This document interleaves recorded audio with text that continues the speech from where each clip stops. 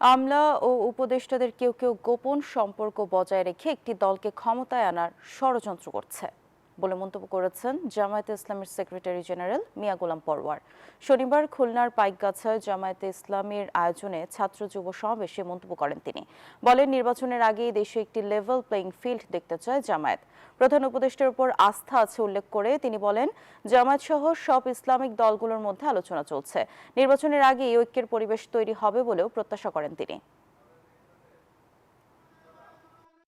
জায়গায় যারা আমরা রাষ্ট্রযন্ত্রের গুরুত্বপূর্ণ জায়গায় বসে আছেন, কখনো কখনো একটা বিশেষ দলের চাপে যেন তারা নতি স্বীকার করছেন, তাদের প্রভাব খাটিয়ে তাদের কথা শুনতে বাধ্য করা হচ্ছে। আমরা বলছি আমাদের কথা শুনতে হবে, আমরা তা বলিনি।